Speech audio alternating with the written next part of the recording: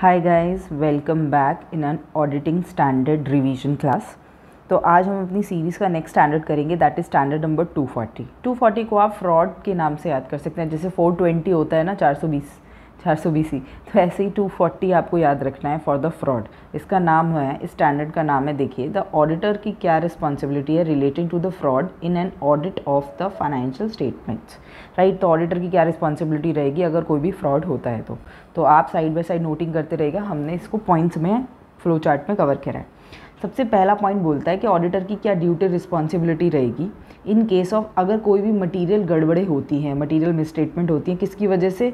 Management के fraud की वजह से। तो मैनेजमेंट ने फ्रॉड किया, उसकी वजह से गड़बड़ हुई, तो ऑडिटर की क्या रिस्पॉन्सिबिलिटी है? आइए, सबसे पहले ऑडिटर आता है। ऑडिटर की रिस्पॉन्सिबिलिटी पहली क्या है? Miss statement in the financial statement. अगर फाइनेंशियल स्टेटमेंट में कोई गलती होती है, गड़बड़े, can arise from fraud and error. Right, तो या तो गलतियां हो सकती हैं खुद ब खुद, या फिर फ्रॉड हो सकता है जो उन्होंने जानबूझ के किया होगा, फ्रॉड और एरर। ठीक है, नेक्स्ट पॉइंट बोल रहे हैं fraud is an intentional act. Fraud क्या है आपका? एक इंटेंशनल एक्ट है, जानबूझ के किया है, बाय वन और मोर इंडिविजुअल, एक या एक से ज़्यादा, अमंग मैनेजमेंट इन TCWG। जाहिर सी बात है, फ्रॉड कोई बाहर का बंदा आके तो करेगा नहीं, करेंगे तो अंदर के लोग करेंगे, एक या एक से ज़्यादा इंडिविजुअल कॉल्यूजन करेंगे, मिली भगत करेंगे और फिर इंटेंशनली कुछ गड़बड़ करने की कोशिश करेंगे। ठीक है, नेक्स्ट पॉइंट देखते हैं। Auditor is concern with the fraudulent act. वो किस बात से कंसर्न रहेगा हर बार? फ्रॉडलेंट एक्ट के उन्होंने क्या क्या फ्रॉडलेंट एक्टिविटीज़ की हुई हैं, उसे डर रहेगा हमेशा कि यार मैं इसको ऑडिट कर रहा हूँ, इसने क्या क्या गड़बड़े करी हो, मुझे पता चल जाए जिससे मैं ठीक करवा सकूँ। That causes the material misstatement in financial statement. तो ऑडिटर को हर बार ये चीज़ रहती है कि वो पता लगा ले कि क्या फ्रॉडलेंट एक्टिविटीज़ है जिसकी वजह से मटीरियल मिसस्टेटमेंट्स हो रही हैं। नेक्स्ट पॉइंट, नेक्स्ट है फ्रॉड इन्वॉल्विंग वन और मोर मेंबर ऑफ मैनेजमेंट और TCWG इज़ मैनेजमेंट फ्रॉड। अब आप खुद सोचिए, जब एक मैनेजमेंट है, अगर मैनेजमेंट ही खुद मिलकर, TCWG खुद मिलकर अगर कोई फ्रॉड कर रही है, अंदरूनी लोग कुछ फ्रॉड कर रहे हैं, अंदर के लोग, ठीक है, इंटरनल लोग, तो उसको क्या बोलेंगे? Management fraud. राइट, तो वो लिखा है एक या एक से ज़्यादा। अगर एक या एक से ज़्यादा मैनेजमेंट के या TCWG के मेंबर्स हैं जो इस फ्रॉड में इन्वॉल्व हैं, तो उसे मैनेजमेंट फ्रॉड बोलेंगे, सिंपल। राइट, नेक्स्ट है प्राइमरी रिस्पॉन्सिबिलिटी। देखिए, वर्ड लिखा है primary responsibility for prevention. Prevention का मतलब क्या होता है? रोकना, प्रिवेंट करना। हम जैसे डोर पे लॉक लगाते हैं टू प्रिवेंट द इन्वेडर्स, बाहर के इन्वेडर्स को अंदर आने से रोकते हैं, ऐसे हमारा इसमें कोशिश रहती है कि फाइनेंशियल स्टेटमेंट में गलतियाँ ना हो। इसकी रिस्पॉन्सिबिलिटी प्रिवेंट करना किसकी है? मैनेजमेंट की। दूसरा, डिटेक्शन। देखिए क्या लिखा है, prevention and detection of fraud is TCWG and management. तो मतलब प्राइमरी रिस्पॉन्सिबिलिटी किसकी मानी गई है? मैनेजमेंट की मानी गई है कि मैनेजमेंट अब आपकी रिस्पॉन्सिबिलिटी कि आप प्रिवेंट और डिटेक्ट करेंगे फ्रॉड की कोई भी फाइनेंशियल स्टेटमेंट में नहीं होने चाहिए। नेक्स्ट देखते हैं, नेक्स्ट क्या है? Auditor is responsible for obtaining the reasonable assurance that financial statement as a whole are free from material misstatement caused by error at fraud. इस लाइन का मतलब ध्यान से देखते हैं। देखिए, ऑडिटर ही जिम्मेदार है, ऑडिटर इज रिस्पॉन्सिबल किस लिए? जिससे वो ऑब्टेन कर सके रीजनेबल अश्योरेंस, मतलब अपने कंक्लूजन दे सके, सारी चीज़ों को चेक करके ऐसी रीजनेबल अश्योरेंस दे सके जिससे वो यूज़र को ये बता सके क्या कि जो फाइनेंशियल स्टेटमेंट है वो पूरी की पूरी, that means as a whole, क्या है? फ्री फ्रॉम मटीरियल मिसस्टेटमेंट है। मतलब जो मटीरियल मिसस्टेटमेंट है, गड़बड़े हैं, वो उस फाइनेंशियल स्टेटमेंट में नहीं है। और वो गड़बड़े क्यों होती हैं? फ्रॉड और एरर की वजह से। तो ऑडिटर की ये रिस्पॉन्सिबिलिटी आ जाती है कि वो रीजनेबल अश्योरेंस ले और उस रीजनेबल अश्योरेंस से यूज़र को ये बताए कि financial statement as a whole क्या है? फ्री फ्रॉम मटीरियल मिसस्टेटमेंट है। और मटीरियल मिसस्टेटमेंट तो किसी भी चीज़ से हो सकती है, फ्रॉड से भी और एरर से भी। ठीक है, नेक्स्ट पॉइंट देखिए, नेक्स्ट पॉइंट इज ओइंग मतलब owing to inherent limitations of audit. अब देखिए, फ्रॉड एरर तो अंदरूनी चीज़ों से भी होता ही है, जैसे बाई चांस किसी से गलती हो जाती है, बाई 2000 लिखना था, उसने 2 लाख एंटर कर दिया, या फिर पेमेंट ज़्यादा की करनी थी, कम की कर दी, ठीक है, रिसिप्ट ज़्यादा की करनी थी, कम ले लिया, कुछ भी गड़बड़ हो सकती है। तो उसमें इनहेरेंट लिमिटेशंस तो हैं ही ना ऑडिट की। राइट, तो और हम भी सारी चीज़ें चेक नहीं कर सकते उसने क्या गड़बड़ करी क्या नहीं करी, तो ये चीज़ बोलते हैं। तो इसमें ये सारे पॉइंट्स को कवर करा है। इसमें बोला है कि फ्रॉड ऑडिटर की ड्यूटीज़ बताई हैं। देखिए सब जगह ऑडिटर की ड्यूटी में हम देखें तो मिसमैनेजमेंट इसकी वजह से होगी। इंटेंशनल एक्ट होता है, ऑडिटर कंसर्न होता है फ्रॉडुलेंट एक्टिविटी से, एक या एक से ज़्यादा मेंबर होते हैं अगर TCWG के वगैरह, मैनेजमेंट फ्रॉड कहते हैं। प्राइमरी रिस्पॉन्सिबिलिटी भी मैनेजमेंट TCWG की है। ऑडिटर की रिस्पॉन्सिबिलिटी कि वो अश्योरेंस ले और ये बताए कि वो free from mismanagement material misstatement है, और इनहेरेंट लिमिटेशंस तो होती ही होती हैं। ठीक है, नेक्स्ट पॉइंट पे चलते हैं।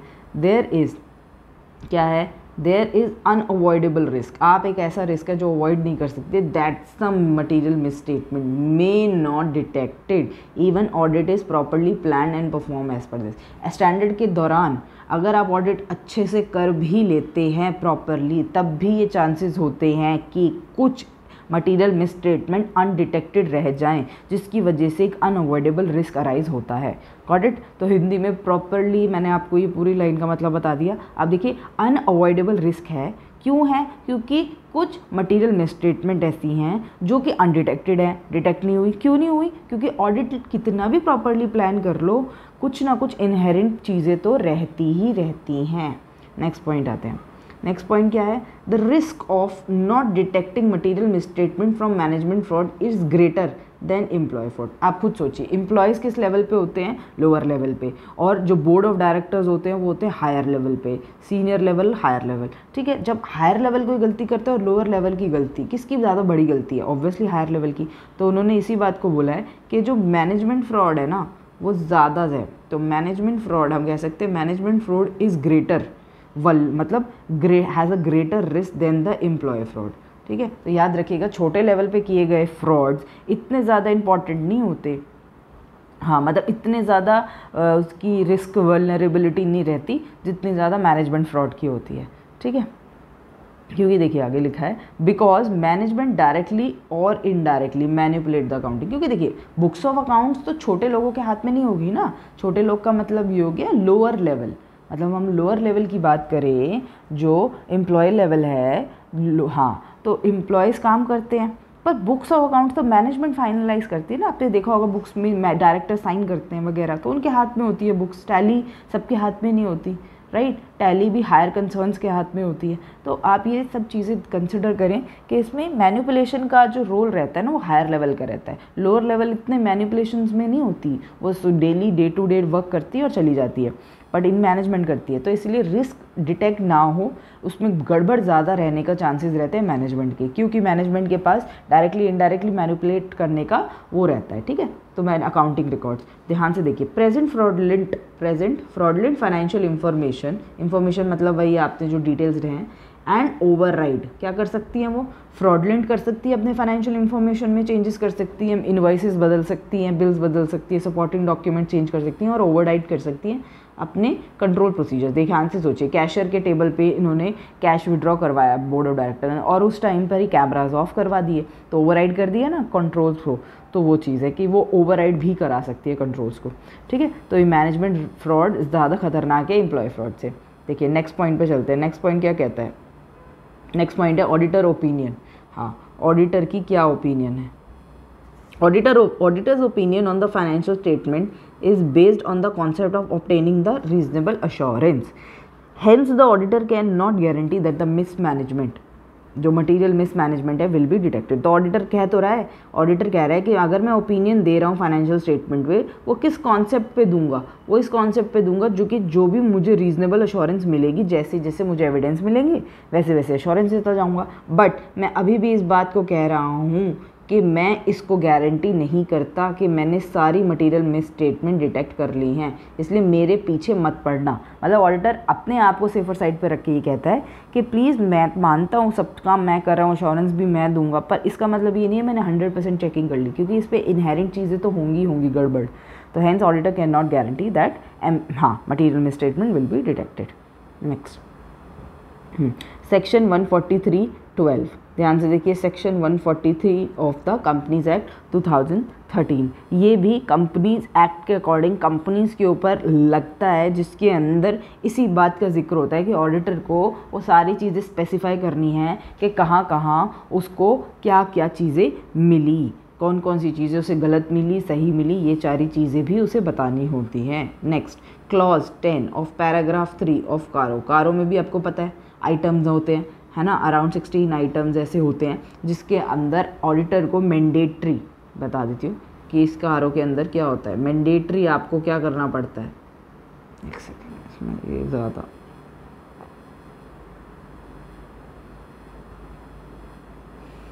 कारों में कुछ मैंडेटरी पॉइंट्स होते हैं ना, तो वो आपको पता है कि वो मैंडेटरी पॉइंट्स को आपको क्या करना पड़ता है, उसके ऊपर इंफॉर्मेशन देनी पड़ती है। ये नहीं है कि दी नहीं दी, सही लगा तो दे दी, नहीं लगा तो नहीं देनी पड़ती है। अगर आप कारों की एप्लीकेबिलिटी के अंदर आ जाते हैं तो आपको वो चीज़ देनी ही पड़ती है, ठीक है। एक सेक्शन 1412 के अंदर भी रिक्वायरमेंट आ गई, अच्छा कारों में भी रिक्वायरमेंट आ गई।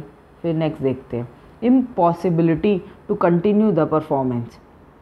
आगे ना ये देखिए, इम्पॉसिबिलिटी, अगर आपकी किसी भी प्रकार की इम्पॉसिबिलिटी हो रही है तो to continue the performance of the audit, point number 2 अभी हम देखेंगे आगे फर्दर, ठीक है। तो बेसिकली आपने सब समझ लिया कि प्राइमरी रिस्पॉन्सिबिलिटी किसकी होती है, ऑडिटर की क्या रिस्पॉन्सिबिलिटी होती है और कहाँ कहाँ हमें फ्रॉड के बारे में सब चीज़ों की जानकारी देनी पड़ती है, ठीक है। नेक्स्ट आ जाते हैं इम्पॉसिबिलिटी। अब ये आ जाता है ऑडिटर की विवशता, मतलब ऑडिटर कहाँ इम्पॉसिबल है to continue the performance of audit, कि वो ऑडिट नहीं कर पाएगा। तो देखिए आइए देखते हैं क्या बोलता है ये, as a result of the material misstatement resulting from fraud. अगर किसी ने कोई फ्रॉड किया और उसकी वजह से मटीरियल मिसस्टेटमेंट बहुत भारी भरकम गड़बड़े मिली, तो क्या होगा, ऑडिटर उसने एनकाउंटर करा एक्सेप्शनल सर्कमस्टांसेस, मतलब अजीबोगरीब अलग से सर्कमस्टांसेस उसने क्या करे, एनकाउंटर करे, that brings the questions to. इस पे एक सवाल उठता है, क्या सवाल उठा, द ऑडिटर एबिलिटी, किसकी, ऑडिटर की। ये देखिए पहला पॉइंट, और पहला पॉइंट क्या बोल रहा है, auditor ability to continue performing the audit. क्या ऑडिटर की एबिलिटी है कि वो कंटिन्यू कर पाएगा अपनी परफॉर्मिंग द ऑडिट। खुद सोचिए ना, आप बताइए मुझे कि अगर आपको कोई गड़बड़ी मिली तो क्या आप इतना बड़ा रिस्क लेंगे कि उस गड़बड़ों के साथ ऑडिट करेंगे और कहेंगे नहीं मैं तो कर सकता हूँ, मुझे कोई प्रॉब्लम नहीं है, नहीं करना। तो राइट वही लिखा है ऑडिटर एबिलिटी। तो इसमें अगर आपको कोई भी एक्सेप्शनल सर्कमस्टांसेस मिलते हैं तो उसमें बहुत बड़ी बात आ जाती है कि क्या आप उस चीज़ को कंटिन्यू कर पाएंगे, एबिलिटी है आपकी। तो वहाँ देखना होता है auditors ability to continue the performing the audit. उसके अंदर नेक्स्ट पॉइंट है, ऑडिटर को क्या करना पड़ेगा, ऑडिटर शैल क्या करेगा ऑडिटर, पहला डिटरमाइन, ये पता लगाएगा प्रोफेशनल एंड लीगल रिस्पॉन्सिबिलिटीज़, कि अगर ऐसी कोई गड़बड़ होती है तो मुझे क्या करना चाहिए, ठीक है। तो सबसे पहले आपको ये याद रखना है, साथ साथ नोट डाउन ज़रूर करते रहे क्योंकि ये क्रिस्प एनालिसिस बहुत इंपॉर्टेंट होगा एग्जाम में। तो determine the professional and the legal responsibilities, वो देखेगा कि भाई अगर गड़बड़ हुई है तो वहाँ पे प्रोफेशनली और लीगल रिस्पॉन्सिबिलिटीज़ क्या हैं, मुझे कैसे बताना है कैसे नहीं। दूसरा, whether requirement to report to person, मतलब क्या मुझे किसी पर्सन को ये बातें रिपोर्ट करने की ज़रूरत है या सिर्फ मुझे पता चल गई है या मैंने रेगुलेटरी अथॉरिटी को बता दिया, इतना ही सफिशेंट है, राइट। तो ये चीज़ भी चेक करेगा वो कि whether requirement to report to person who made the audit appointment और रेगुलेटरी अथॉरिटी। तो जाहिर सी बात हो गई ना, आप खुद सोचिए ऑडिटर को कितनी सारी चीज़ें चेक करनी है। ऑडिटर को ये चेक करना है कि प्रोफेशनल लीगल रिक्वायरमेंट है कि नहीं, ऑडिटर को ये चेक करना है कि मुझे रिपोर्टिंग करनी है नहीं करनी, किन किन लोगों को, जिसने ऑडिट अपॉइंटमेंट किया है। सपोज करो बैंक है, बैंक के केस में आरबीआई करती है, तो क्या मैं आरबीआई को बताऊँगा, या कोई और रेगुलेटरी अथॉरिटी है, सेबी है, कोई लिस्टेड कंपनी है, तो क्या मैं सेबी को बताऊँगा। तो आपको ऐसे देखना है, राइट, कि ऑडिटर को सबको बताना है या नहीं, ऑडिटर को इस बात को देखना है, लीगल रिक्वायरमेंट्स देखनी है, प्रोफेशनल रिक्वायरमेंट्स देखनी है। नेक्स्ट पॉइंट देखते हैं, consider whether appropriate to withdraw from this. Auditor को फिर से आ गया, अब आपके पास फिर से एक सवाल खड़ा हो गया ऑडिटर को। वो कह रहे हैं कि देखो भाई, सबसे ऊपर इन्होंने कह दिया था अगर तुम्हें फ्रॉड मिलता है किसी भी रूप में और एक्सेप्शनल सर्कमस्टेंसेस उसमें खड़े होते हैं तो ऑडिटर के ऊपर सवाल उठने शुरू हो जाएंगे। पहला कि ऑडिटर को वो परफॉर्म कर सकता है नहीं कर सकता, अगर नहीं कर सकता तो उसकी लीगल वगैरह रिक्वायरमेंट्स क्या हैं। फिर देखिए नेक्स्ट सवाल है वेदर अप्रोप्रिएट टू विड्रॉ, क्या वो विड्रॉ करना सही समझेगा फ्रॉम द एंगेजमेंट। क्योंकि जाहिर सी बात है जहाँ गड़बड़े हों वहाँ की ऑडिट करने से जो फाइनल में किसी को पता चलेगा कि भाई तुमने ऑडिट सही से नहीं करा, गड़बड़े हैं इसमें, तो किसके ऊपर सवाल उठेगा, किसके ऊपर पेनल्टीज़ लगेंगी, लाइबिलिटीज़ अराइज होगी। ऑब्वियसली कंपनी पे तो होंगी पर ऑडिटर पे भी होंगी। तो इसीलिए ऑडिटर को चेक करना है कि क्या मेरे लिए अप्रोप्रिएट है कि मैं विड्रॉ कर लूँ फ्रॉम द एंगेजमेंट, ठीक है। फिर वो बोल रहे हैं where withdrawal is legally permitted. अगर सपोज करो आपको विड्रॉल लीगल परमिट कर दिया, उन्होंने विड्रॉ आपको लीगली परमिट कर दिया, तो क्या करोगे? हाँ ठीक है, अगर where withdrawal is legally permit तो आप विड्रॉ तभी करोगे। इफ़ ऑडिटर विड्रॉस, तो इसके आगे चलते हैं और आगे क्या कह रहा है? आगे कह रहा है अगर ऑडिटर विड्रॉ कर देता है तो, सपोज करो ऑडिटर ने फैसला कर लिया कि हाँ चलो मैं विड्रॉ कर देता हूँ, तो वो क्या क्या करेगा? देखो पहली बात तो वो दिखेगा कि मैं विड्रॉ कर सकता हूँ नहीं कर सकता। फिर कहेगा कि अगर लीगली उसको परमिशन मिल गई है विड्रॉ करने की तो उसको क्या फॉर्मेलिटीज़ पूरी करनी है। पहली, discuss with the appropriate level of management and TCWG।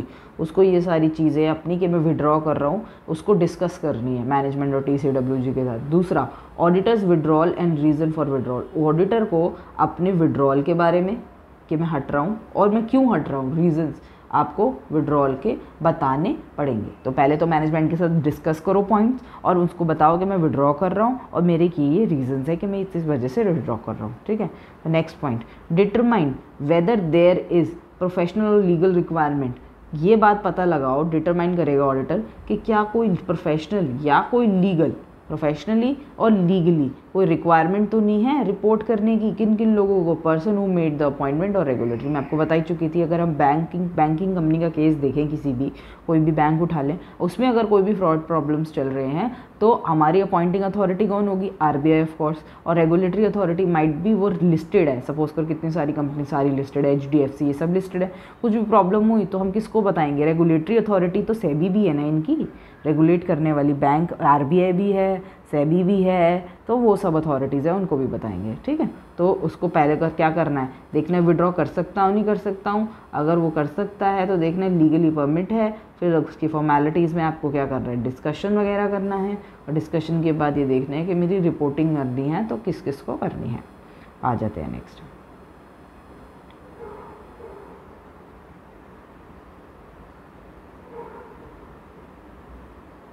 देखिए, इफ़ थर्ड पॉइंट आ रहा है, ठीक है, नेक्स्ट पॉइंट पे, इफ़ रिटन रिप्रेजेंटेशन, अगर रिटन रिप्रेजेंटेशन है, ये बहुत लाइट हो गया,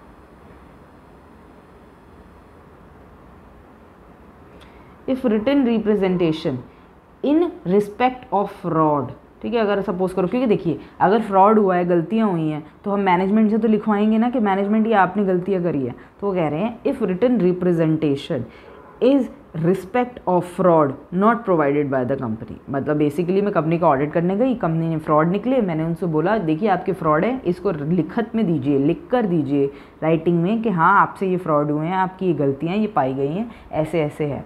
अगर वो ऐसा नहीं करते तो क्या होगा? Not provided. ठीक है, बात इस पर आ जाती है, this is not provided by the company. तो आप क्या कर लेंगे? सबसे पहला पॉइंट आप क्या करेंगे? स्टैंडर्ड 580 रिटन रिप्रेजेंटेशन का स्टैंडर्ड चेक करेंगे कि उसमें मेरी क्या रिस्पॉन्सिबिलिटी है, मुझे क्या क्या लेना है। फिर सेक्शन कौन सा? सेक्शन 143(12). मैंने आपको पहले बता दिया था, कंपनीज एक्ट का सेक्शन है, इसके अंदर वो सारी डिटेल्स देनी पड़ती है ऑडिटर को, पॉइंट्स कि उसे क्या क्या चीज़ें मिली, क्या क्या चीज़ें नहीं मिली, और प्रॉपर फुल फ्लेज रिपोर्टिंग करनी पड़ती है सेक्शन के अकॉर्डिंग। फिर आ जाता है क्लॉज नंबर 10 पैरा नंबर 3 कारों का। फिर उस कारों के हिसाब से भी आपको रिपोर्टिंग करनी पड़ती है, वो 16 पॉइंट्स के हिसाब से मैंडेटरी पॉइंट्स होते हैं, सही मिला तो सही और नहीं मिला तो नहीं। ठीक है, राइट, दोनों चीज़ें बतानी पड़ती हैं। दूसरा है इम्पॉसिबिलिटी, अगर आपको लगता है to continue as the performance of audit, जो हमने पॉइंट नंबर 2 में देखा था कि इम्पॉसिबल है या नहीं है, वो अराइज होता है, तो बेसिकली हमने रिटर्न रिप्रेजेंटेशन अगर हमको नहीं मिलती है तो हमें 4 बातें याद रखनी है। फटाफट से बताओ कौन कौन सी बिना देखे। 580 रिटर्न रिप्रेजेंटेशन का स्टैंडर्ड देखना है, ठीक है, सेक्शन नंबर 143(12) देखना है, ठीक है। नेक्स्ट हो गया कारो 2016 का क्लॉज नंबर 10 देखना है कि है या नहीं, और देखना है कि कहीं मेरे लिए इम्पॉसिबल तो नहीं ऑडिट परफॉर्म करना, ठीक है। वो पॉइंट नंबर 2 में आ जाओगे, जो अभी हमने पॉइंट नंबर 2 किया ना, ये वाला पॉइंट, हाँ वो वाला। तो अभी आपको फिर इसमें चेक करना है कि क्या मेरे को ये प्रोसीजर फॉलो करना है, ठीक है। चलें आगे, ठीक है। नेक्स्ट है point number 4, that is steps. क्या क्या स्टेप्स हो सकते हैं, क्या क्या स्टेप्स हो सकते हैं for dealing in teeming and leading fraud. अब आपको ये वर्ड एकदम न्यू है, समझ में नहीं आ रहा होगा एक बार में पढ़कर, तो वर्ड है टीमिंग एंड लीडिंग। आइए देखते हैं इसका क्या मतलब होता है। देखिए ये लिखा है steps for dealing in teeming and leading fraud. अच्छा, पहला, firstly auditor shall perform the procedures करेगा whether financial statements are materially misstated because instance of fraud, जो फ्रॉड हुआ है cannot consider an isolated occurrence. Basically उन्होंने बोला कि सबसे पहले अगर जो भी फ्रॉड होता है उस फ्रॉड में वो ऑडिटर ये चीज़ को चेक करेगा, पता लगाएगा कि क्या वो जो मटेरियल स्टेटमेंट है, मटेरियल मिसस्टेटमेंट, उस मटेरियल मिसस्टेट के अंदर जो फ्रॉड पाया गया है जिस वजह से वो है, दैट फ्रॉड इज़ आइसोलेटेड और नॉट। क्योंकि जाहिर सी बात है एक फ्रॉड की वजह से तो कोई इतनी बड़ी गड़बड़ होती नहीं है। एक झूठ कहते हैं ना, एक झूठ के साथ बहुत सारे झूठ और बोलने पड़ते हैं, ऐसे ही एक फ्रॉड के साथ बहुत सारे फ्रॉड और करने पड़ते हैं, तब जाके ये चीज़ें क्लियर आउट होती हैं। तो वही चीज़ लिखी है। तो firstly the auditor shall perform all the procedures, ये देखने के लिए कि फाइनेंशियल स्टेटमेंट में जो मटीरियल मिसस्टेटमेंट है वो क्यों हुई है, क्योंकि फ्रॉड की वजह से। और डेफिनेट सी बात है fraud can not consider as isolated occurrence, वो अकेला नहीं होता। दूसरा पॉइंट, secondly auditor needs to consider the impact of fraud. अगर फ्रॉड हुआ है तो उसका क्या इम्पैक्ट है, तो आप साथ साथ ये चीज़ें देख सकते हैं। ठीक है, सबसे पहले वो ये बोलेगा कि परफॉर्म करेगा प्रोसीजर, क्योंकि उसको पता है कि जो इंस्टेंस ऑफ फ्रॉड है can not be isolated occurrence. दूसरा, वो कंसिडर करेगा द इम्पैक्ट ऑफ फ्रॉड, कि फ्रॉड का क्या इम्पैक्ट पड़ा है, किस पर, on the financial statements and disclosure in audit report. ठीक है, मैंने जो फाइनेंशियल स्टेटमेंट देखी और जो मैंने ऑडिट रिपोर्टिंग में डिस्क्लोजर करी, दोनों के केस में फ्रॉड का क्या इम्पैक्ट रहेगा। Third, auditor should communicate the matter, जो भी मैटर रहेगा, to the chairman and a board of director. मैं बताई चुकी हूँ, TCWG वगैरह टॉप लेवल को बताएगा। Finally, the fraud committed at the highest level of management affects the reliability of the audit evidence previously obtain. खुद सोचिए, अगर आपको फ्रॉड मिल गया और वो हाईएस्ट लेवल पे मिल गया कि बहुत बड़े बड़े लोगों ने फ्रॉड कर रखा है, तो जाहिर सी बात है अगर इतने लेवल का फ्रॉड होगा तो आपके रिलायबिलिटी पे बात आ जाएगी। कौन सी रिलायबिलिटी पे, जो आपने ऑडिट एविडेंस लिए हैं वो ऑडिट एविडेंस सही है या नहीं है, इस पे क्वेश्चन उठ जाएगा। तो this will effect the reliability of what, of the evidence previously obtained by the auditor, auditor ने जो पहले लिए थे। सिंस, देखिए आगे लिखा है, since genuine doubt about the representation of management. क्योंकि देखिए पहले तो मैनेजमेंट अच्छी बनी, मैनेजमेंट ने कहा कि नहीं कोई टेंशन नहीं है, कुछ गड़बड़ नहीं है, मैं आपको ये भी दे दूंगा, ये भी दे दूंगा, ऐसे भी कर दूंगा, वैसे जैसा बोलोगे वैसा वैसा हो जाएगा। ऑडिटर बड़ा खुश हुआ, उसने कहा हाँ बढ़िया, चलो दे दो मुझे सारी चीज़ें, ऐसे दे दो, वैसे मेरे तो वर्किंग पेपर तैयार हो जाएंगे, मैं चीज़ें चेक कर लेता हूँ और चलो बढ़िया, कंक्लूजन जल्दी निकल जाएगी। उस हिसाब से फिर उनको बाद में एक फ्रॉड ऐसा मिला जो हाईएस्ट लेवल पे हुआ था। जो लोग इतना मीठा बोल रहे थे उन्होंने ये फ्रॉड किया था। तो सबसे बड़ी दिक्कत ऑडिटर के दिमाग पे आई, ओ शिट, ओ नो, अब क्या करूँगा मैं। उसको ये बात एहसास हुई उस टाइम पर कि जो मीठा बनकर ऑडिटर ने मुझे पहले सारी बातें बताई थी, जो पहले एविडेंस दिए थे, वो भी तो गलत हो गए ना। वो अब मैं उस पर कैसे विश्वास करूँ, होता है ना, trust once broken can not be right, हाँ, can not be taken back. अब वापस से वो ट्रस्ट बिल्डअप नहीं हो सकता अगर एक बार ही टूट जाता है। तो वही वाली बात है, फ्रॉड एक बार ही कमिट हो जाने के बाद हाँ वापस से उसकी रिलायबिलिटी नहीं आ पाती उन एविडेंस पे जो मैनेजमेंट ने पहले दिए थे। तो हमको फ्रॉड की बू आने लगती है। ठीक है, तो हमने सबसे पहले देख लिया कि टीमिंग एंड लीडिंग फ्रॉड। देखिए टीमिंग एंड लीडिंग फ्रॉड यही बात बोलता है कि ये मैनेजमेंट लेवल पे होती है और ये एक की नहीं होती, बहुत सारे फ्रॉड्स जुड़े होते हैं। ठीक है, तो सबसे पहले ऑडिटर ने क्या करा, इंस्टेंस देखा कि ये अकेला नहीं है। दूसरा देखा इसका क्या इम्पैक्ट रहेगा। थर्ड में देखा कि वो कम्युनिकेट करेगा TCWG को। चौथा देखा कि ये जो बड़े बड़े लोग गड़बड़े कर रहे हैं, अगर ये पहले जो मुझे एविडेंस दे चुके हैं वो भी तो गलत हो सकते हैं, तो उसको जेन्युइन डाउट अराइज हो जाएगा मैनेजमेंट की रिप्रेजेंटेशन पे कि मैनेजमेंट झूठ बोल रही है बहुत ज़्यादा। फिर उसके बाद नेक्स्ट पॉइंट, सेक्शन 143(12) फिर ऑडिटर क्या देखेगा, और ऑडिटर का, क्योंकि हम पॉइंट क्या कर रहे हैं, स्टेप्स कर रहे हैं कि ऑडिटर को स्टेप बाय स्टेप चलना है। तो सबसे पहले उसके बाद वो सेक्शन 143(12) की रिक्वायरमेंट्स देखेगा कि उसमें मेरे लिए क्या क्या रिक्वायरमेंट्स हैं, मुझे क्या क्या चीज़ों को पूरा करना है और रिपोर्टिंग अथॉरिटी को बताना है। फिर वही क्लॉज नंबर 10 पैरा 3 ऑफ कारो आ जाता है। फिर उसके पॉइंट्स आ जाते हैं कि आपको वो मैंडेटरी पॉइंट्स को कंसिडर करके उसके बारे में बताना है। ठीक है, तो चलो नेक्स्ट पॉइंट पे चलते हैं। नेक्स्ट पॉइंट क्या है, पॉइंट नंबर 5। पॉइंट नंबर 5 क्या बोलता है, पॉइंट नंबर 5 बोल रहा है ऑडिटर की क्या रिस्पॉन्सिबिलिटी है इन एरर इन इन्वेंट्री। ठीक है, auditors responsibility in errors in inventories / auditors responsibility in difference between control account and subsidiary account. देखिए सबसे पहले धीरे धीरे चलते हैं, ऑडिटर की क्या रिस्पॉन्सिबिलिटी है। ऑडिटर की responsibility in error in inventory, मतलब जो इन्वेंट्रीज रखी हैं आपके पास, स्टॉक इन्वेंट्रीज, उसमें ऑडिटर की क्या रिस्पॉन्सिबिलिटी है। ऑडिटर रिस्पॉन्स, हाँ, कि अगर उसमें गलतियाँ हुई तो वो रिस्पॉन्सिबिलिटी हम पढ़ने वाले हैं। और या फिर ऑडिटर की क्या रिस्पॉन्सिबिलिटी, अगर डिफरेंस आया, किस चीज़ के बीच में डिफरेंस आया, control account and subsidiary records. मतलब जो सब्सिडरी अकाउंट्स हैं आपके, एक में जैसे ए है, ए के पास ब्रांचेज हैं अलग अलग, सब्सिडरीज हैं अलग अलग, तो उसके रिकॉर्ड्स, या फिर कंट्रोल अकाउंट आपने बना रखे हैं उसके रिकॉर्ड, उनमें डिफरेंसेस आ रहे हैं आपके, तो वहाँ पे ऑडिटर की रिस्पॉन्सिबिलिटी, या फिर इन्वेंट्री में कोई गड़बड़ है तो वहाँ पे रिस्पॉन्सिबिलिटी, ऑडिटर की क्या रिस्पॉन्सिबिलिटीज़ हैं वो हम देखने वाले हैं।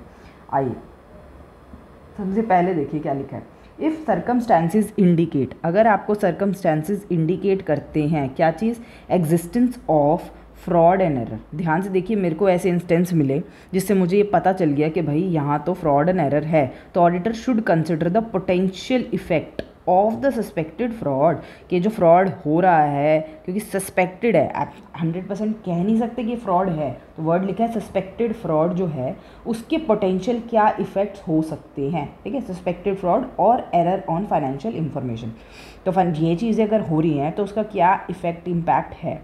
इफ़ मटीरियल इफ़ेक्ट, अगर आपको लगता है कि ऑडिटर को लगता है कि जो भी सस्पेक्टेड फ्रॉड और एरर हो रहा है उसका मटेरियल इम्पैक्ट होने वाला है फाइनेंशियल इंफॉर्मेशन के ऊपर, बहुत बड़ी गड़बड़ होने वाली है, तो वो परफॉर्म करेगा मॉडिफाइड और एडिशनल प्रोसीजर्स एज अप्रोप्रिएट। क्योंकि देखिए अपने ओपिनियन में वो वही है, अनमॉडिफाइड तो बोल नहीं सकता, डेफिनेट है मॉडिफाइड बोलेगा। मॉडिफाइड बोलने के लिए उसको मॉडिफाइड प्रोसीजर्स भी करने पड़ेंगे, तो वही चीज़ बोलिए कि या तो वो मॉडिफाइड प्रोसीजर्स करेगा या फिर कोई अलग अलग और एडिशनल प्रोसीजर्स करेगा, जिससे वो इस बात को साबित कर ले कि हाँ जो गड़बड़ें हो रही हैं वो एक्चुअली में हो रही हैं और उनका ये इम्पैक्ट है फाइनेंशियल इंफॉर्मेशन के ऊपर। ठीक है, नेक्स्ट पे चलते हैं।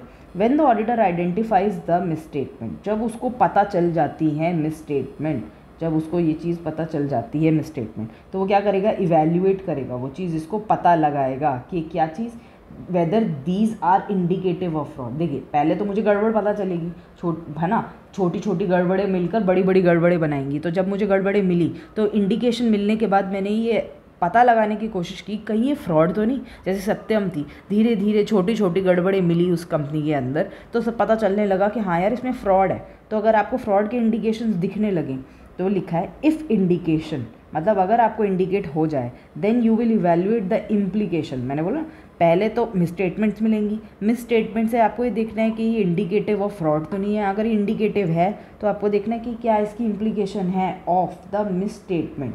ठीक है, implication of misstatement to other aspects of audit. मतलब अगर ये यहाँ इस एरिया में सपोज को एक्सपेंस पार्ट में ऑडिट, मतलब एक्सपेंस का जब हम ऑडिट कर रहे थे उस एस्पेक्ट में अगर मिसस्टेटमेंट्स हैं तो क्या ये इनकम में भी मिलेंगी, एसेट में भी मिलेंगी, लाइबिलिटीज़ में भी मिलेंगी, राइट, कैश फ्लो स्टेटमेंट्स में भी मिल सकती हैं, इधर उधर भी मिल सकती हैं। तो आपको ये चीज़ चेक करनी है। तो एक पूरा सीरीज़ है, पहले मिसस्टेटमेंट्स को पता लगाना, फिर इंडिकेटिव ऑफ फ्रॉड देखना है या नहीं है, और अगर है तो देखना कि उसका क्या इम्प्लीकेशन हो सकता है आपकी स्टेटमेंट पे, ठीक है, मिस स्टेटमेंट का, और to the other aspects of the audit अगर हम कर रहे हैं तो उसके अदर एस्पेक्ट्स पे क्या क्या हो सकता है। ठीक है, नेक्स्ट पॉइंट चलते हैं। नेक्स्ट पॉइंट क्या है, व्हेन ऑडिटर कन्फर्म्स, जब वो इस बात को कन्फर्म कर दे दैट और अनेबल टू कंक्लूड, या तो वो कंफर्म कर दे कि हाँ भाई फ्रॉड है, या वो नहीं इस बात को कंफर्म कर पाए बट हाँ उसको ये तो पता है कि फ्रॉड हो रहा है। देखो दो चीज़ होती हैं, एक होता है सस्पेक्टेड और एक होता है कंफर्म्ड। अगर वो इसको कंफर्म कर देता है तो वेल एंड गुड है, उसको पता चल जाता है फ्रॉड हो रहा है। पर अगर वो उस फ्रॉड को मतलब कंफर्म नहीं कर पा रहा, पर हाँ उसे पता चल चुका है, मतलब उसको डॉक्यूमेंट्स नहीं मिल रहे, एविडेंस नहीं मिल रहा, पर उसको कंफर्म है कि हाँ फ्रॉड हो रहा है, तो उस केस में वो अनेबल टू कंक्लूड है whether financial statements are free. वो अगर उसको ये लगता है कि जो whether the financial statements are material misstated, एक बोल रहे हैं ना, वो खुद ही बोल रहा है कि मटीरियली मिसस्टेटेड है as a result of fraud. तो क्या लिखा है, पूरी लाइन एक बार दोबारा देख लेते हैं। व्हेन द ऑडिटर कन्फर्म्स, या तो वो इस बात को कन्फर्म कर दे, और अगर वो कन्फर्म नहीं कर सकता तो अनेबल टू कंक्लूड है। किस बात की कंक्लूजन बोलने को कह रहा है, वेदर द फाइनेंशियल स्टेटमेंट, ये बताने को, यूज़र्स को बताने को कि भैया देखो जो फाइनेंशियल स्टेटमेंट है, मैं इस बात पे या तो कंफर्म करता हूँ कि हाँ वो फ्रॉड है, या इस बात को बोलता हूँ कि मैं कंक्लूड नहीं कर पाऊँगा whether financial statement are material misstated. As a result of fraud. तो दोनों बात आ गई ना, दोनों बात आ गई कि फ्रॉड है इसलिए कंक्लूजन नहीं दे पा रहा हूँ, मुझे चीज़ें नहीं मिली, या फिर फ्रॉड है और इस बात को मैं कंफर्म कर रहा हूँ कि फ्रॉड है, राइट। देन नीचे लिखा है इवैल्यूएट, फिर वो क्या करेगा, evaluate the implication of audit, audit की इम्प्लीकेशन को इवैल्यूएट करेगा कि मेरे ऑडिट पे इसका क्या असर पड़ेगा। क्योंकि सोच के देखिए, अगर मार्केट, जब आप स्टॉक मार्केट में काम करते हैं, मार्केट पे अंदर जो चेंजेस आएंगे उसकी इम्पैक्ट तो आप पे भी पड़ेंगे ना। तो ऐसे ही ऑडिटर ये देखता है कि जिसका ऑडिट कर रहा हूँ उसी में गड़बड़े हैं, तो इम्पैक्ट तो मेरे काम पे भी पड़ेगा, लोग तो मेरे काम पे भी सवाल उठा सकते हैं ना, तो वो चीज़ है। चलिए next, the auditor should request the management to adjust. देखिए ऑडिटर क्या कर सकता है, हम हमेशा कहते हैं, हम किसी की भी रिपोर्टिंग शिकायत करने से पहले उससे बात करते हैं और उससे कहते हैं कि देख, अगर आप अपनी गलती को एक्सेप्ट करके मान जाते हो और उसे ठीक कर लेने का वादा करते हो या कर देते हो, तो फिर हम आपकी शिकायत नहीं करेंगे। तो वही बात है, auditor should request the management to adjust the financial information, ठीक है। तो auditor should request the management please to adjust the financial information जो गलत है। इफ़ मैनेजमेंट रिफ्यूजेज, अगर मैनेजमेंट इसे मना करती है to adjust, the auditor shall express the qualified. मैंने बोला था अगर गलती है और गलती वो ठीक नहीं कर रहे तो ठीक है भाई, हम ऑडिट रिपोर्ट में क्वालिफाइड दे देंगे या एडवर्स ओपिनियन दे देंगे कि आप में ये गलती है, राइट। तो ये सारे पॉइंट्स हैं। चलिए नेक्स्ट पॉइंट उस पर चलते हैं, नेक्स्ट पॉइंट पे। नेक्स्ट पॉइंट क्या बोलता है, देखिए what are the possible sources of fraudulent financial reporting. देखिए फाइनेंशियल रिपोर्टिंग करते वक्त फ्रॉड करना, उसके क्या क्या पॉसिबल सोर्सेज हो सकते हैं, कहाँ कहाँ पे फ्रॉड हो सकते हैं। तो आपको ये एरियाज पता होंगे ना, तो जब भी आप प्रैक्टिकल लाइफ में भी ऑडिट करने जाएंगे और वहाँ पर आप चेक कर रहे होंगे तो आपको ये चीज़ें मिलेंगी, तो आपको पता चल जाएगा कि हाँ भाई मैनेजमेंट में कुछ फ्रॉड चल रहा है, ठीक है। तो याद रखिएगा these are the possible sources, इन चीज़ सोर्सेज का बहुत ध्यान रखना बहुत ज़रूरी है। कलर चेंज कर लेते हैं, ठीक है। नेक्स्ट क्या बोल रहा है, the fraudulent financial reporting involves the intentional misstatement, जानबूझ के मिसस्टेटमेंट करना या ओमिशन करना ऑफ द अमाउंट्स और disclosures in the financial statement to deceive the FS users, financial statement users. तो आप इस बात से तो समझ गए हैं, ईजी लिखा है। इसमें क्या लिखा है कि जो फ्रॉडलेंट फाइनेंशियल रिपोर्टिंग करी उन्होंने, गड़बड़े करी उन्होंने, उसके अंदर क्या था, इंटेंशनल मिसस्टेटमेंट थी, ज़बरदस्ती जानबूझ के गलतियाँ कर रखी थी, या उन्होंने कोई चीज़ें छोड़ रखी थी दिखाने से, किस चीज़ की, अमाउंट की या डिस्क्लोजर। या तो अमाउंट डिस्क्लोज नहीं किया था तो गलत किया था, या कोई डिस्क्लोजर था जो गलत दिखा रखा था या ओमिट कर दिया इन द फाइनेंशियल स्टेटमेंट। क्यों, टू डिसीव द यूज़र्स। क्योंकि जाहिर सी बात है, अगर आप कोई सोच रही है कंपनी के मैं ज़्यादा से ज़्यादा प्रॉफिट्स दिखाकर अपनी अच्छी वैल्यू दिखा सकती हूँ मार्केट के अंदर और लोग मेरे में विश्वास करें, तो ऑब्वियसली वो डिसीव कर रही है ना, जबकि उसकी वैल्यू इतनी है नहीं। Next, it may be accomplished by, कैसे अकम्प्लिश करोगे आप इसको, मैनिपुलेशन और falsification, alteration of records and misrepresentation और इंटेंशनल ओमिशन। जाहिर सी बात है, मुझे अपनी चीज़ों को गड़बड़ाना होगा तो मैं गलत दिखाने लगूंगी, अपने रिकॉर्ड्स को ऑल्टर करने लगूंगी, या फिर मिस रिप्रेजेंटेशन करने लगूंगी, जो है वैसा वास्तविकता नहीं दिखाकर कुछ और दिखाने लगूंगी। Next, it also involve the management override of control. जाहिर सी बात है, देखिए जैसे ओवरराइड करने का मतलब ये हो गया, कैमरा लगाए थे और जब गड़बड़ करी कैमरा ऑफ कर दिए, गार्ड्स रख रखे थे, जब गड़बड़ हुई तो गार्ड्स को छुट्टी दे दी, राइट, वो चीज़ है। तो ओवरराइड कर दिए ना कंट्रोल्स को, तो वो चीज़ है। एंड मिस क्या कह रहा है, मिस अप्रोप्रिएशन ऑफ एसेट। सही है, कैश विड्रॉ करना था, 10,000 करना था, 10 लाख विड्रॉ करवा दिया, ज़्यादा से ज़्यादा विड्रॉ करा दिया और अपनी अपनी जेबें भर ली। तो या तो कंट्रोल्स में गड़बड़ कराना या फिर मिस अप्रोप्रिएटली एसेट्स को यूज़ करना। नेक्स्ट पॉइंट क्या कह रहा है, फ्रॉड कमिटेड। नेक्स्ट है fraud committed by the management overriding control using technique सच है। देखिए अगर आपको ऑडिट कर रहे हो तो ये सब बहुत ध्यान से करना ऑडिट में, प्रैक्टिकल लाइफ में भी ये बहुत इंपॉर्टेंट होगा। क्यों, क्योंकि उसके अंदर आपको कमिटेड, वो क्या बोल रहे हैं, fraud committed by the management करा है उन्होंने। कैसे करा है, ओवरराइड करे हैं कंट्रोल्स को। क्या क्या टेक्निक्स यूज़ होती है जब हम ओवरराइड करते हैं, तो अगर आपको ओवरराइड करते हुए मैनेजमेंट मिले तो समझ जाइएगा वहाँ पर कुछ ना कुछ फ्रॉड रिलेटेड कोई ना कोई चीज़ चल रही है। सबसे पहले देखते हैं क्या क्या पॉइंट है। रिकॉर्डिंग फिक्टिशियस जनरल एंट्रीज, जो है झूठी जनरल एंट्रीज। दूसरा, इनअप्रोप्रिएटली एडजस्टिंग दी एजम्पशंस कहीं बिना बात की मार रखी हैं। एंड चेंजिंग दी जजमेंट, अपने आप से जजमेंट्स को बदल दिया, मतलब ऐसी ऐसी एजम्पशन ले ली जो हो नहीं सकती थी। कंसीलिंग और नॉट डिस्क्लोजिंग द फैक्ट, छुपा लिए चीज़ों को। एंगेजिंग इन कॉम्प्लेक्स, जानबूझ के ट्रांजेक्शन को घुमा घुमा के बुक्स में कॉम्प्लेक्स कर दिया, ऑल्टर कर दिया अपने मन से रिकॉर्ड्स और टर्म्स एंड कंडीशंस कि यार उन्हें क्या पता चल रहा है, हम कर देते हैं। एम्बेजलिंग द रिसिट्स, मतलब रिसिट्स आई पर दिखाया नहीं, अपनी जेब में डाल लिया, चोरी कर ली। स्टीलिंग फिजिकल एसेट्स, आप कंप्यूटर्स थे, लैपटॉप्स थे, इनके पेन ड्राइव्स, माउस, ये सब चीज़ें थी, एसेट्स थी, मशीन्स के कुछ पार्ट्स थे, कुछ में कुछ फिजिकल एसेट चोरी कर ली, सॉफ्टवेयर चोरी कर ली, इंटेलेक्चुअल प्रॉपर्टी चोरी कर ली। कॉजिंग एंटिटी टू पे for goods and services not received, जानबूझ के ऐसी ऐसी एंट्रीज पास करी ये दिखाने के लिए कि एंटिटी ने क्या किया है, पेमेंट करी है। कौन सी पेमेंट करी है, वो गुड्स और सर्विसेज की जो मिली नहीं। जाहिर सी बात है, आप खुद सोचिए ना, अगर एक्स एंड वाई ब्रदर्स हैं और आपस में ट्रांजेक्शन्स दिखा रहे हैं पर वो आपस में कोई गुड ले दे तो रहे नहीं है, बस एंट्री पास हो रही है, तो वो गड़बड़ कर रखी है। रिलेटेड पार्टी में होती है सबसे ज़्यादा। Using the entity asset for personal use, आपने एंटिटी की एसेट्स जैसे गाड़ियाँ वगैरह कुछ ले ली हैं या फिर अपने गेस्ट हाउसेज वगैरह हैं जो आपने ऑफिस पर्पसेस से बना रखे थे, वो आपने उसमें पर्सनल में यूज़ कर लिया। ठीक है, तो याद रखिएगा ये बहुत मेजर इंपॉर्टेंट पॉइंट्स है जो आपको प्रैक्टिकल लाइफ में भी हेल्प करेंगे कि क्या क्या टेक्निक्स हो सकती है कि मैनेजमेंट ओवरराइड करेगी कंट्रोल्स को। ठीक है, नेक्स्ट पॉइंट पे चलते हैं। नेक्स्ट पॉइंट क्या बोलता है, आइए। रिस्क फैक्टर्स, कौन कौन से ऐसे रिस्क फैक्टर्स हैं जिसकी वजह से मिस स्टेटमेंट्स अराइज होगी। क्यों, मिस अप्रोप्रिएशन ऑफ एसेट। अभी हम ऊपर देख कर आए, ऊपर बोला अगर आप एसेट्स को ठीक से यूज़ नहीं करोगे, मिस अप्रोप्रिएट करोगे, गड़बड़े करोगे, तो उसकी वजह से क्या होगी, मिस स्टेटमेंट्स होंगी फाइनेंशियल इंफॉर्मेशन में से। तो इसके लिए क्या क्या रिस्क फैक्टर्स हैं, मतलब what are the risk factors, आपको ऐसे क्या क्या फैक्टर्स दिखाई देंगे रिस्क के जो कि इस मिस स्टेटमेंट की वजह से है। कौन सी मिस स्टेटमेंट, जो किससे अराइज हुई है, मिस अप्रोप्रिएशन से। आइए नीचे चलते हैं।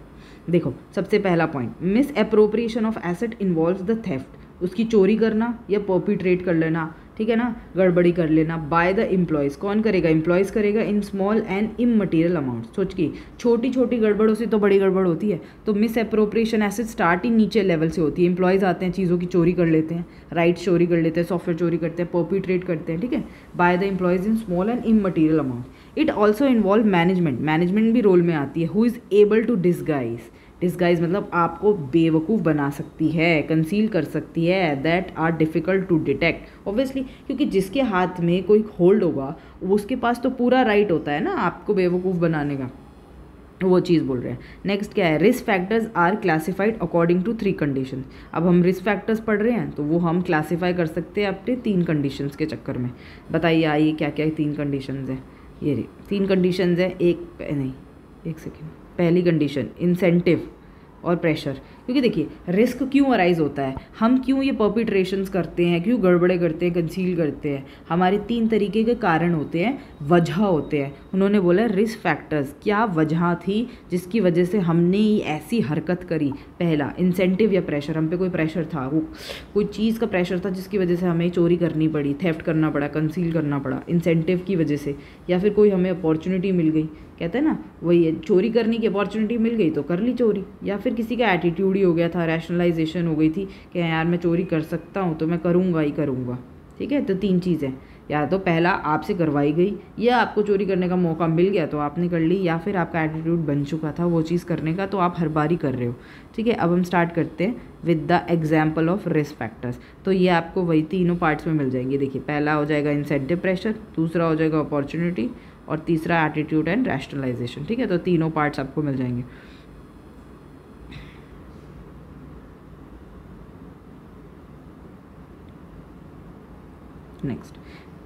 इसको वे कर लेते हैं। आओ, तो सबसे पहला पॉइंट देखते हैं। सबसे पहला पॉइंट क्या बोल रहा है, सबसे पहला पॉइंट इंसेंटिव प्रेशर का सबसे पहला पॉइंट है पर्सनल फाइनेंशियल ऑब्लिगेशन। क्योंकि देखिए सबकी अपनी पर्सनल फाइनेंशियल ऑब्लिगेशन होती है, सबके ऊपर प्रेशर होता है ज़्यादा से ज़्यादा कमाई करना और अपने घर ले जाना, ये सब करना। तो पर्सनल फाइनेंशियल ऑब्लिगेशन की वजह से आपके ऊपर एक प्रेशर क्रिएट होता है ना, pressure create on management and employees to misappropriate asset. ये तो बिल्कुल क्लियर कट एग्जाम्पल। ठीक है, तो नेक्स्ट पॉइंट है एडवर्स रिलेशनशिप।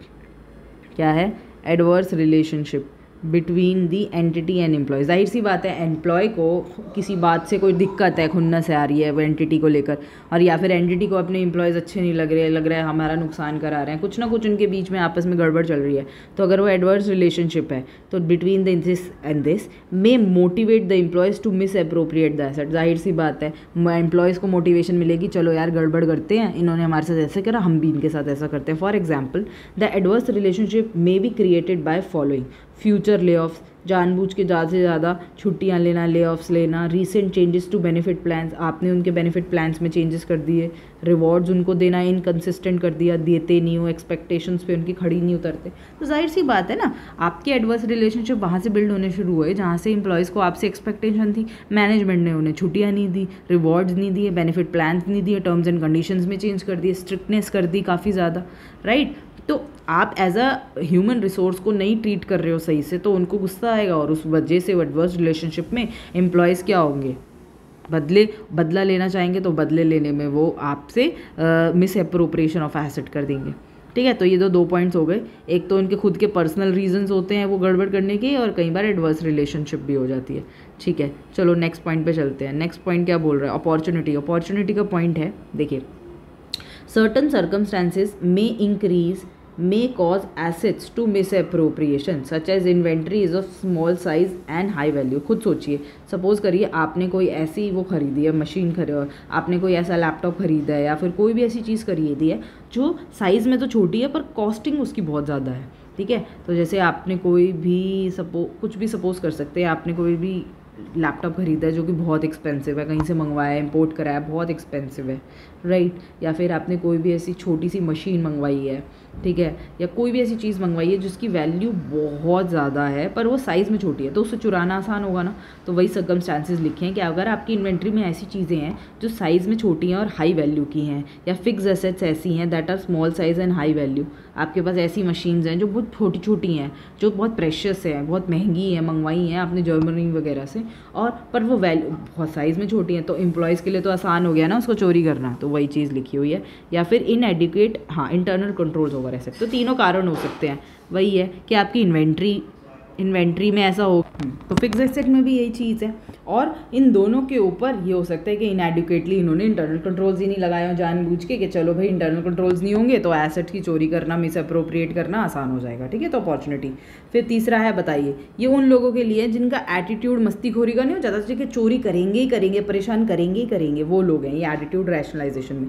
इसमें क्या क्या चीज़ें होती हैं? डिसरिगार्ड, वो कितने भी इंटरनल कंट्रोल्स लगा लो, डिसरिगार्ड करते हैं। बिहेवियर इंडिकेटिंग डिससेटिस्फैक्शन, उनके बिहेवियर से ही पता चल जाता है कि वो डिससेटिस्फाइड है, खुश नहीं है, वो गड़बड़ करने वाले हैं। चेंजेस इन लाइफस्टाइल, वो अपनी लाइफस्टाइल में, तो सिंपल सी बात समझिए ना, एटीट्यूड क्या होता है? आपके देखने का परसेप्शन, नज़रिया वगैरह, आप कैसे जीते हैं, रहते हैं। तो अगर मैं ऐसे रहने वाले हैं, लापरवाह हैं, डिसरिगार्ड करते हैं चीज़ों को, और हमेशा डिससेटिस्फाइड रहते हैं हर किसी चीज़ से, हर किसी पर्सन से, तो और उनके जो लाइफस्टाइल है उनको बदलने की कोशिश में लगे रहते हैं कि ये कर लूँ, वो कर लूँ, तो वो हमेशा ही कुछ ना कुछ उत्पात मचाते रहते हैं। तो दैट इज़ द एटीट्यूड। तो फर्स्ट ऑफ ऑल, तो there are risk factors, though there are 3 types. These risks can be enabled by 3 things. Incentive might be कि हमने किसी को लालच दिया है, किसी के ऊपर प्रेशर किया है, might be that is personal or because of the adverse relationship. Secondly, this is the opportunity. Opportunity means अगर आपको चोरी करने का मौका मिल रहा है तो क्यों ना करूँ, ठीक है, that's why we are doing it. और third is the attitude, that हमारा परसेप्शन ही यही है कि हम चोरी करके लोगों को परेशान करेंगे। ठीक है, तो चलिए नेक्स्ट पॉइंट पे चलते हैं, 8 पॉइंट पे। क्या बोल रहा है 8 point? Auditor to make the inquiries, भैया आपको इंक्वायरीज करनी है of the management regarding management own assessment of risk of fraud. मतलब रिस्क ऑफ फ्रॉड होता ही होता है, अगर उसका पहला प्राइमरी रिस्पॉन्सिबिलिटी मैनेजमेंट का होता है to prevent and detect it. तो मैनेजमेंट का अगर प्राइमरी रिस्पॉन्सिबिलिटी है तो as a auditor I will inquire कि क्या मैनेजमेंट ने उसके अंदर असेसमेंट करी है, क्योंकि मैनेजमेंट ही तो है जो इस बात का चेक करेगी कि मेरी बिजनेस के अंदर रिस्क ऑफ फ्रॉड ना हो। तो ऑडिटर जाकर ये चेक करेगा कि क्या मैनेजमेंट ने ये सारे काम करे हैं या नहीं करे हैं। तो आइए चलते हैं एक एक करके। मैनेजमेंट की रिस्पॉन्सिबिलिटी होगी is for entities internal control. मैंने पहले कह दिया था मैनेजमेंट की रिस्पॉन्सिबिलिटी है इंटरनल कंट्रोल को लगाना और अपनी फाइनेंशियल स्टेटमेंट्स को सही ढंग से प्रिपेयर करना। दूसरा, appropriate for auditor to make the inquiries, और ऑडिटर के लिए अप्रोप्रिएट होगा कि वो क्या करे, इंक्वायरीज मेक करे regarding the management management own assessment of risk of fraud, क्योंकि मैनेजमेंट ने वो बनाए हैं तो मैनेजमेंट ही उसके अंदर चेक भी तो करेगी। तो अगर चेक करे या नहीं करे इस बात की इंक्वायरी कौन करेगा? ऑडिटर करेगा। Next, need, extent and frequency of management assessment. Need मतलब क्या ज़रूरत है, एक्सटेंड मतलब किस हद तक कर रही है, फ्रीक्वेंसी कितनी कितनी बार कर रही है, कितने कितने इंटरवल्स में कर रही है, ठीक है। Of the management assessment vary from entity to entity, ठीक है, तो ये डिपेंड करता है entity to entity. Next, auditor inquiries may provide useful information. Auditor जब अपनी इंक्वायरी करेगा तो उसमें आपको यूजफुल इंफॉर्मेशन भी मिल सकती है that the risk of material misstatement in the financial statement is from employ fraud. ये क्योंकि जब वो इंक्वायरी करेगा चीज़ों को पता लगाएगा तो यूज़फुल इन्फॉर्मेशन से माइट भी पता चल जाए कि जो मटेरियल मिसस्टेटमेंट आ रही है वो क्यों आ रही है, एम्प्लॉय फ्रॉड से आ रही है and not from the management fraud, right. तो उसको वो चीज़ें इंक्वायरी, इसीलिए इंक्वायरी के ऊपर इतना फोर्स कराया गया कि उसे इंक्वायरी करते रहना है, ठीक है गाइज। तो ये आपके सामने मैंने आपको 8 पॉइंट्स में पूरा का पूरा स्टैंडर्ड समझा दिया और ये बहुत इंपॉर्टेंट स्टैंडर्ड है, इसके ऊपर क्वेश्चन डेफिनेटली बनता ही बनता है और MCQ भी आ सके पूरे चांसेस होते हैं कि करना है, तो इसलिए आपको इस 8 पॉइंट्स को पूरी फुल फ्लैज कवर करना है, ठीक है। तो वैसे ये this is a very important, ठीक है, तो इंपॉर्टेंट लिस्ट में आप इसे ऐड कर लेना। तो हम मिलेंगे नेक्स्ट सीरीज़ के नेक्स्ट स्टैंडर्ड में। Till then see you, thank you.